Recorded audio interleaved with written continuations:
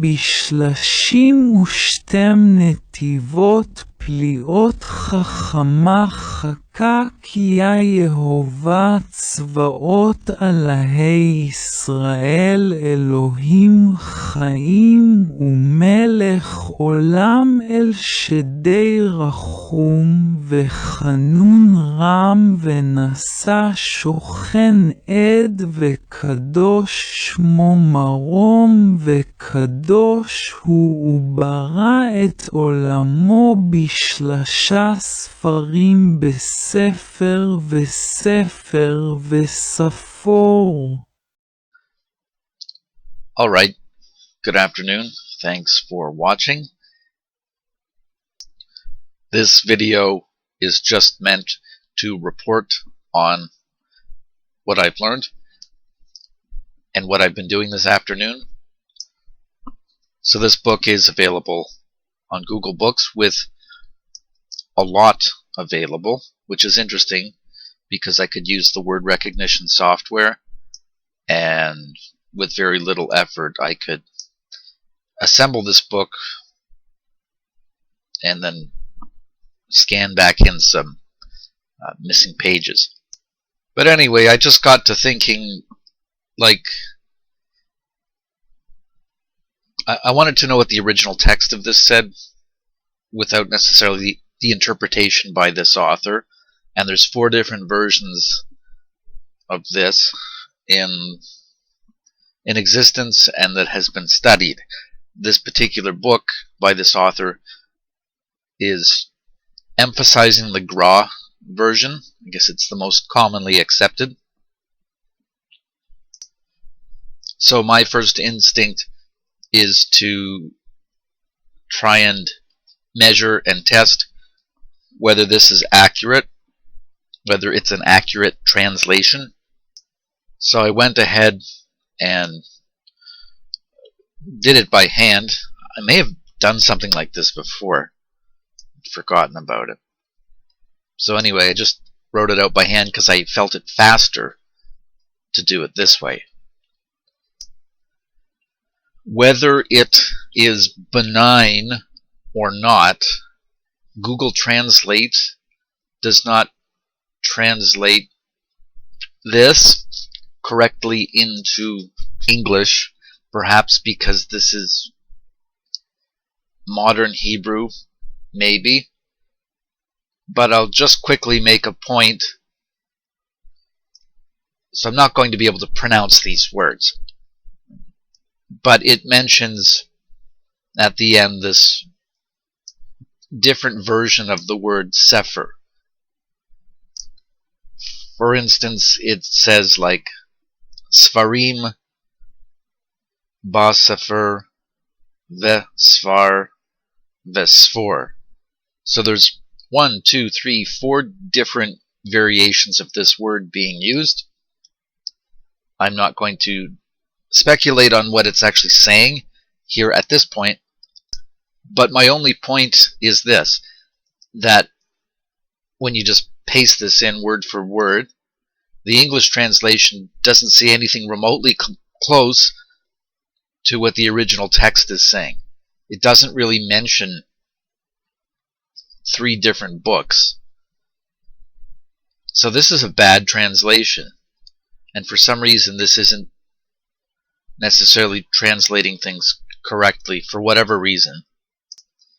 Alright, well, I'm looking at chapter 1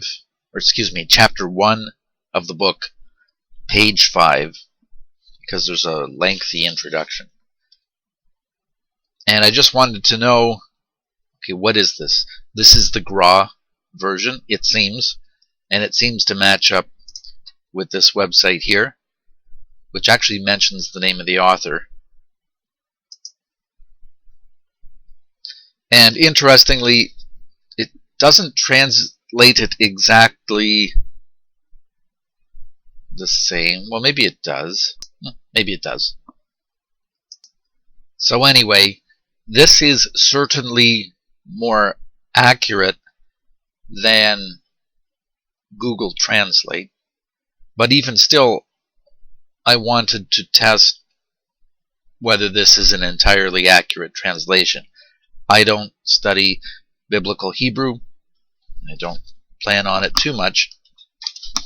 So how do I test something if I'm not even an expert in studying this language? Well, I wanted to check a few things. I wanted to check and see if the name of God checks out as it's written here and as it's translated. I'll get to that. First, I'd like to just generally break this down as to what I see, without opinion, just describing what I'm seeing in front of me. So I'll read, I suppose. With 32 mystical paths of wisdom, engraved Yah, the Lord of hosts, the God of Israel, the living God, King of the universe, El Shaddai, merciful and gracious, high and exalted, dwelling in eternity, whose name is holy, he is lofty and holy, and he created his universe with 3 books, Sepharim, with text, Sefer, with number, Sephar, and with communication, Sepur. Okay, just calling it like I see it. Just to break this down. Much of what is here is an expansion of God's titles, of what he is and represents. That's interesting because it can tell us something about Yah. Okay, just to emphasize, just to get the plain and simple message, which I believe is correct, to the best of my ability, with 32 mystical paths of wisdom, Yah created his universe. He did this threefold in book form. He did it with text, number, and communication. I'm returning to a point I was making about the Google Translate not translating it correctly. So if I just take the last section and I translate it just on its own, it says ספרים בספר וספר וספור. books and a book and a book and a book. Okay, now I'm returning to something I wanted to talk about. I wanted to test whether this is accurate. So it mentions God's titles, or Yah's titles. It mentions Lord of hosts, God of Israel, the living God, King of the universe. Just for interest's sake, what is Lord of hosts? And I'll play it. אדון הצבאות. Adon Hatzvarot. So Lord of hosts is translated as Adon, so Aleph, Dalet, the O sound in a noon or something, Adon Tzvarot. Let's just try אדון. הצבאות. Hatzvarot. Seems to be translated as armies. So that's kind of what hosts gets translated as. Alright, I don't want to dwell on this quote too much, but in Isaiah 6 verse 3, and one called to another and said, Holy, holy, holy is the Lord of hosts. The whole earth is full of his glory. So I looked it up, Isaiah 6:3, and it talks about the Lord of hosts here. It's calling him Yehovah Sabah. Eres Kol Eres. So I guess here it is here. Yehovah Sabah. And here it is copied and pasted. יהובה צבאות. Yehovah Tzvarot. And yet there's still this concept of Adon HaTzvarot. Alright, I will read. I asked ChatGPT a question about a distinction between Adon and Yehovah.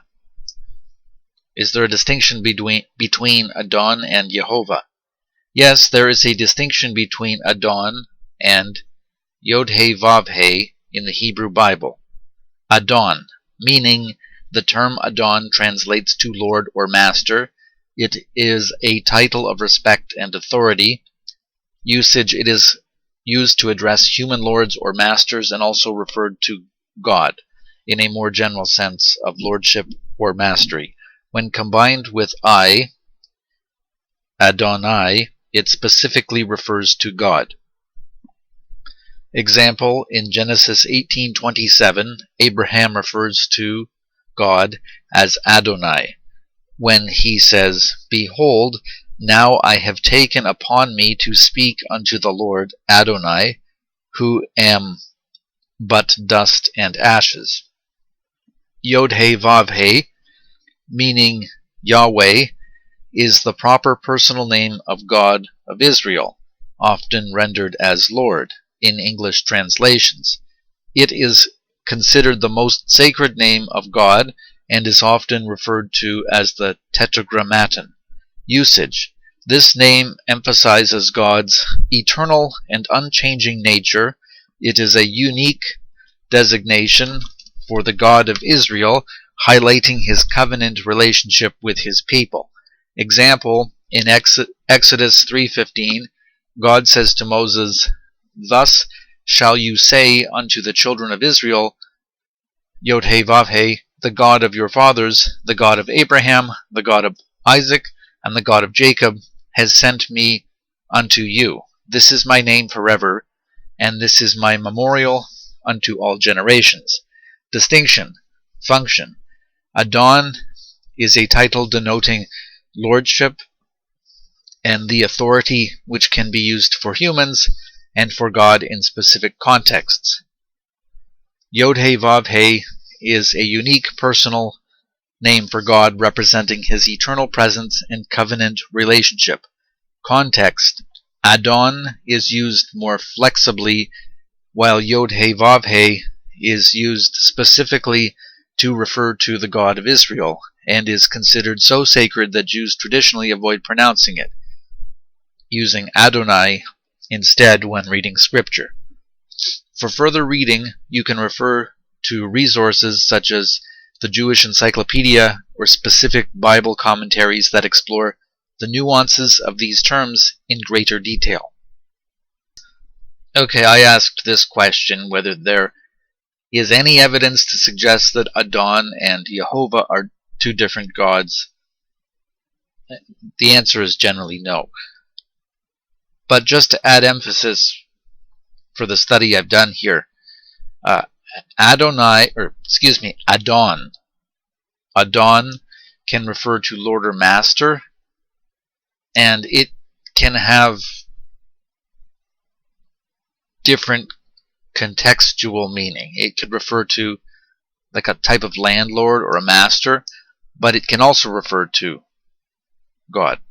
Although it's different when it has the suffix I at the end, it refers to God.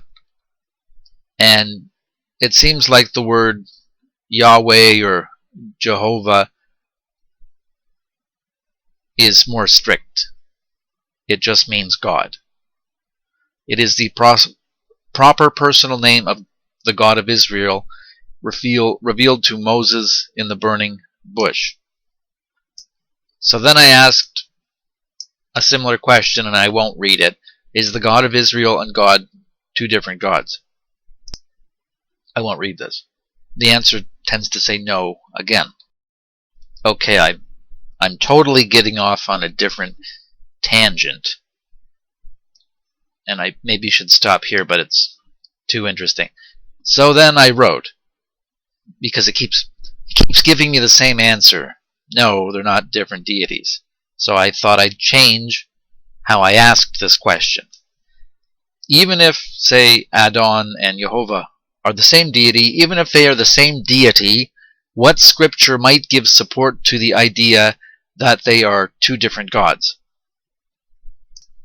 So it's interesting because without reading all of this, it gives me a quote in Deuteronomy 32:8 and 9 that adds some support to maybe my query. When the Most High gave the nations their inheritance, when he divided all mankind, he set up boundaries for the peoples according to the number of the sons of Israel. For the Lord's portion is his people. For the Lord's portion is his people. Jacob, his allotted inheritance. And crazy, but I think Jacob here is actually referring to his people. But that would take all afternoon to study something like this. Well, not that long, but yeah, I'm trying to understand what that's saying. For the Lord's portion is his people. And the Lord's portion, whoever this particular Lord is, his portion is Jacob. Interpretation: some scholars interpret the Most High, Elyon, and the Lord, Yahweh, as potentially referring to different divine beings, with Elyon as a supreme god and Yahweh as a national god assigned to Israel. However, mainstream Jewish and Christian interpretations see these as titles or aspects of the same God. So I looked it up on the Blue Letter Bible.